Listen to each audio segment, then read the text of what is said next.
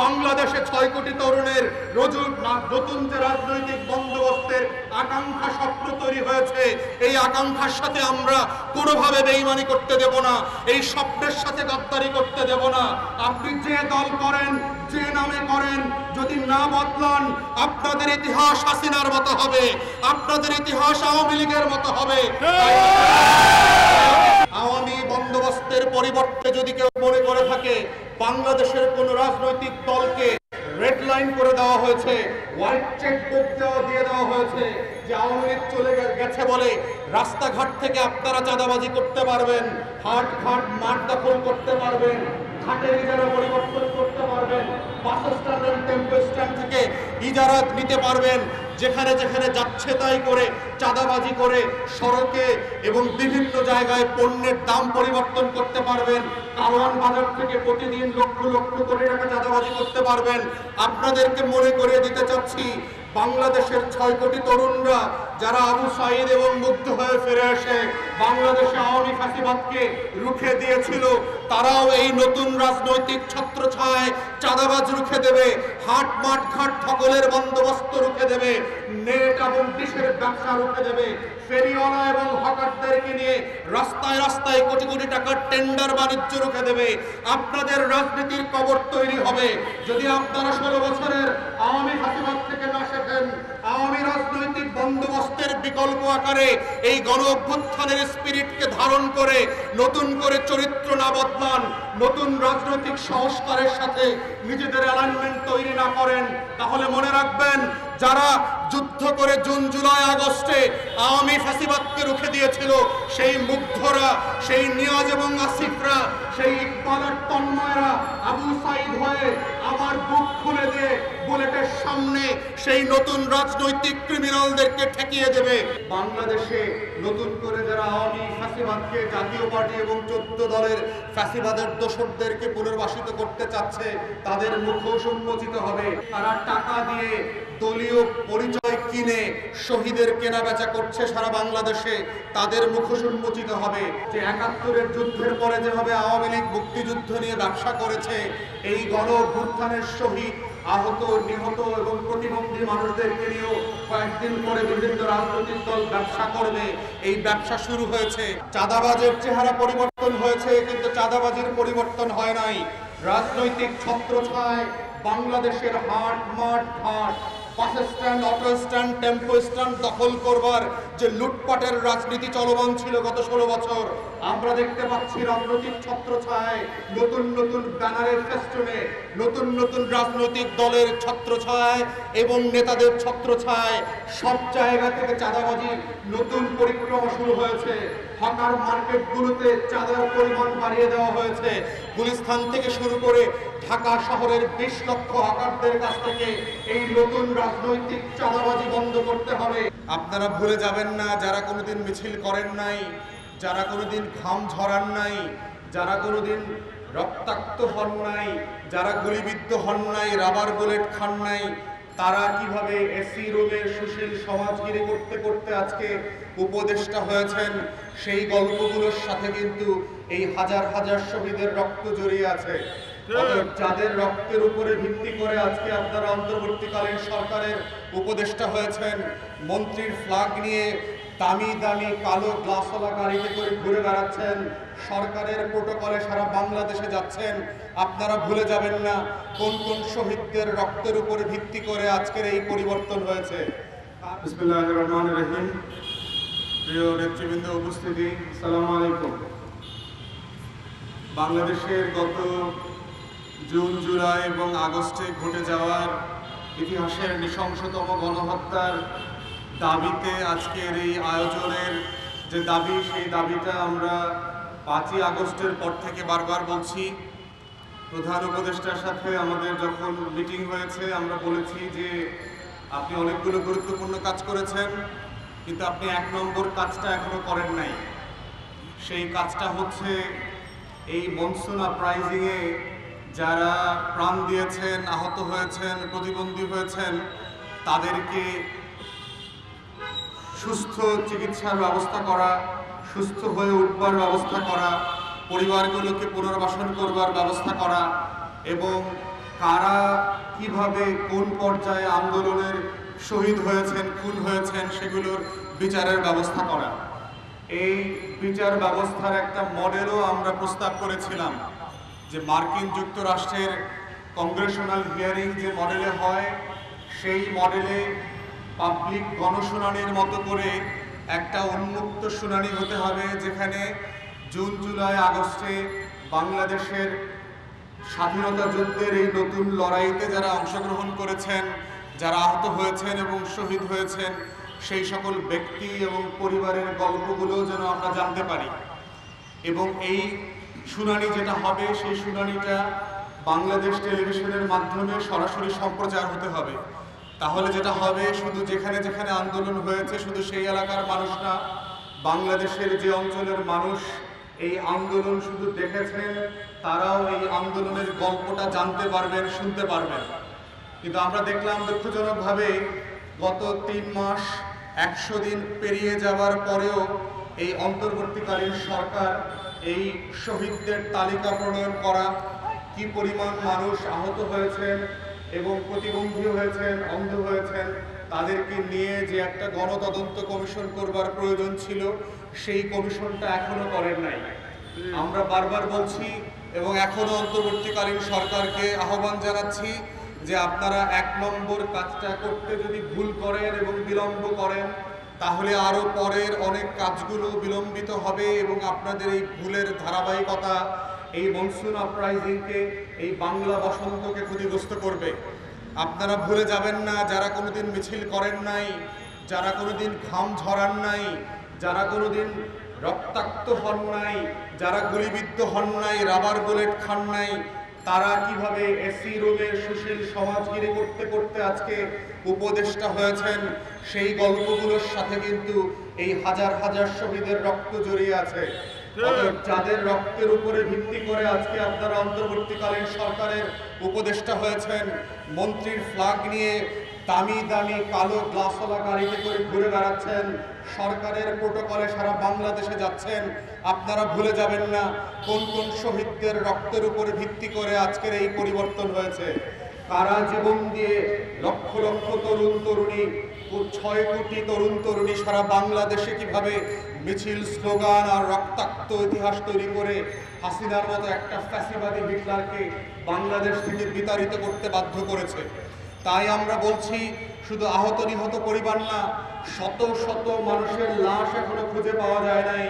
রায়ের বাজার বদ্ধভূমিতে এবং জুরাইনের কবরস্থান থেকে শুরু করে বিভিন্ন জায়গায় আমরা দেখেছি শত শত লাশকে বিভিন্ন মেডিকেল কলেজের মর্গ থেকে এনে গণকবরে দাফন করা হয়েছে। সেই মানুষগুলোর পরিচয়, নাম, ঠিকানা এখন পর্যন্ত পাওয়া যায় নাই।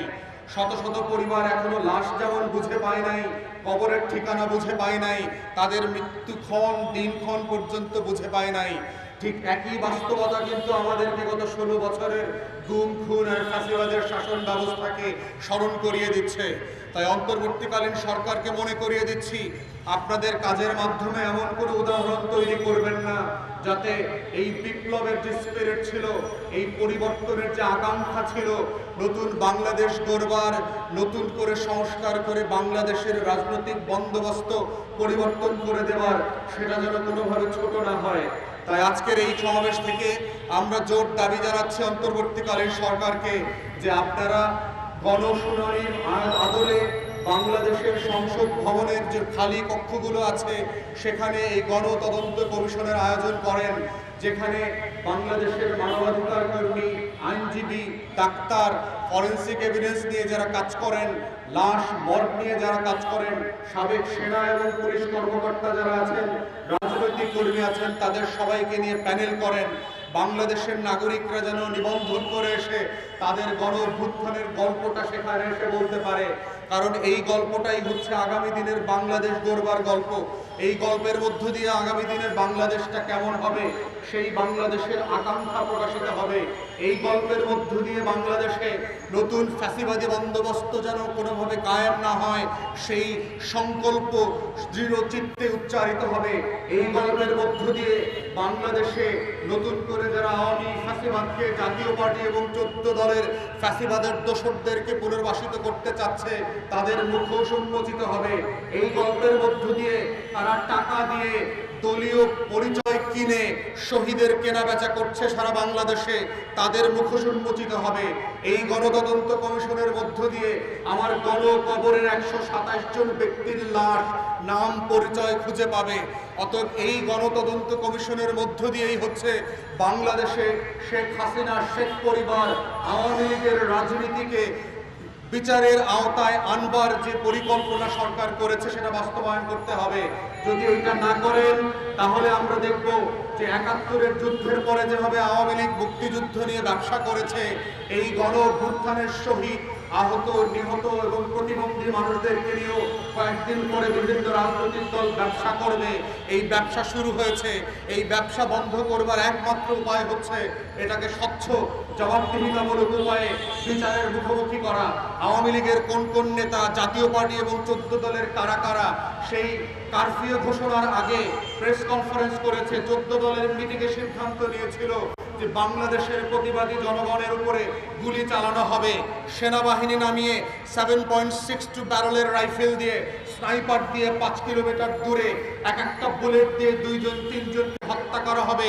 সেই গল্পের খলনায়ক কারা ছিলেন, আদেশদাতা ছিলেন, শুট অন সাইট পলিসি কারা এনফোর্স করেছে, সেনাবাহিনীর কারা কারা, পুলিশ এবং র্যাবের কারা কারা এই গুলিতে এবং গণহত্যায় অংশগ্রহণ করেছে, তাদেরকে প্রশ্নবিদ্ধ করতে হবে এবং প্রশ্নের মুখোমুখি করতে হবে। গোয়েন্দা সংস্থার প্রধানদেরকে ডাকতে হবে। আওয়ামী লীগের যারা এখন গ্রেফতারকৃত এমপি মন্ত্রীরা আছেন তাদেরকে ডাকতে হবে। কে কে ঘোষণাটিকে জিজ্ঞেস করতে হবে জাতির পক্ষ থেকে এবং দেশবাসীর পক্ষ থেকে যে এই গণহত্যায় আপনাদের কি ভূমিকা ছিল, শেখ হাসিনার কি ভূমিকা ছিল, শেখ পরিবারের কি ভূমিকা ছিল। এটাই হচ্ছে আমাদের প্রায় 2000 শহীদের প্রতি, আমাদের উত্তর প্রজন্মের প্রতি আমাদের ওয়াদা যে আমরা তাদের প্রতি ইনসাফ করব, তাদের রক্তের শোধ দেব। এটা বিচারের মধ্য দিয়ে হতে হবে, ন্যায্যতার ভিত্তিতে হতে হবে। এই গণদাবির পাশাপাশি দ্বিতীয় আর একটা জিনিস আমরা বলে আমার বক্তব্য শেষ করব, সেটা হচ্ছে আমরা দেখতে পাচ্ছি গত 3 মাস থেকে বাংলাদেশে চাঁদাবাজি কোনো বন্ধের পরিক্রমা দেখতে পাচ্ছি না। চাঁদাবাজের চেহারা পরিবর্তন হয়েছে কিন্তু চাঁদাবাজির পরিবর্তন হয় নাই। রাজনৈতিক ছত্রছায়ায় বাংলাদেশের হাট, মাঠ, ঘাট, bus stand, auto stand, tempo stand দখল করবার যে লুটপাটের রাজনীতি চলমান ছিল গত 16 বছর, আমরা দেখতে পাচ্ছি রাজনৈতিক ছত্রছায়ায়, নতুন নতুন ব্যানারের ফেস্টুনে, নতুন নতুন রাজনৈতিক দলের ছত্রছায়ায় এবং নেতাদের ছত্রছায়ায় সব জায়গা থেকে চাঁদাবাজির নতুন পরিক্রমা শুরু হয়েছে। হকার মার্কেটগুলোতে চাঁদার পরিমাণ বাড়িয়ে দেওয়া হয়েছে। গুলিস্তান থেকে শুরু করে ঢাকা শহরের 20 লক্ষ হকারদের কাছ থেকে এই নতুন রাজনৈতিক চাঁদাবাজি বন্ধ করতে হবে। আমরা বলছি আওয়ামী বন্দোবস্তের পরিবর্তে যদি কেউ মনে করে থাকে বাংলাদেশের কোন রাজনৈতিক দলকে রেড লাইন করে দেওয়া হয়েছে, হোয়াইট চেক বুক দিয়ে দেওয়া হয়েছে যে আওয়ামী লীগ চলে গেছে বলে রাস্তাঘাট থেকে আপনারা চাঁদাবাজি করতে পারবেন, হাট ঘাট মাঠ দখল করতে পারবেন, ঘাটের ইজারা পরিবর্তন করতে পারবেন, বাস স্ট্যান্ড, টেম্পো স্ট্যান্ড থেকে ইজারা নিতে পারবেন, যেখানে যেখানে যাচ্ছে তাই করে চাঁদাবাজি করে সড়কে এবং বিভিন্ন জায়গায় পণ্যের দাম পরিবর্তন করতে পারবেন, কারওয়ান বাজার থেকে প্রতিদিন লক্ষ লক্ষ কোটি টাকা চাঁদাবাজি করতে পারবেন। আপনাদেরকে মনে করিয়ে দিতে চাচ্ছি বাংলাদেশের 6 কোটি তরুণরা যারা আবু সাইদ এবং মুগ্ধ হয়ে ফিরে এসে বাংলাদেশে আওয়ামী ফ্যাসিবাদকে রুখে দিয়েছিল, তারাও এই নতুন রাজনৈতিক ছত্রছায়ায় চাঁদাবাজ রুখে দেবে, হাট মাঠ ঘাট দখলের বন্দোবস্ত রুখে দেবে, নেট এবং ডিশের ব্যবসা রুখে দেবে, ফেরিওয়ালা এবং হকারদেরকে নিয়ে রাস্তায় রাস্তায় কোটি কোটি টাকার টেন্ডার বাণিজ্য রুখে দেবে। আপনাদের রাজনীতির কবর তৈরি হবে যদি আপনারা 16 বছরের আওয়ামী ফ্যাসিবাদ থেকে না শেখেন।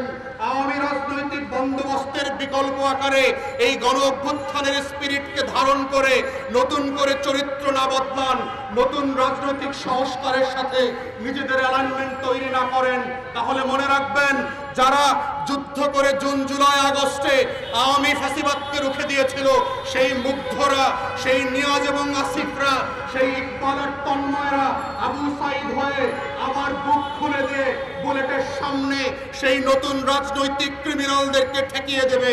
বাংলাদেশে 6 কোটি তরুণের নতুন যে রাজনৈতিক বন্দোবস্তের আকাঙ্ক্ষা স্বপ্ন তৈরি হয়েছে, এই আকাঙ্ক্ষার সাথে আমরা কোনোভাবে বেইমানি করতে দেব না, এই স্বপ্নের সাথে গাদ্দারি করতে দেব না। আপনি যে দল করেন, যে নামে করেন, যদি না বদলান আপনাদের ইতিহাস হাসিনার মতো হবে, আপনাদের ইতিহাস আওয়ামী লীগের মতো হবে।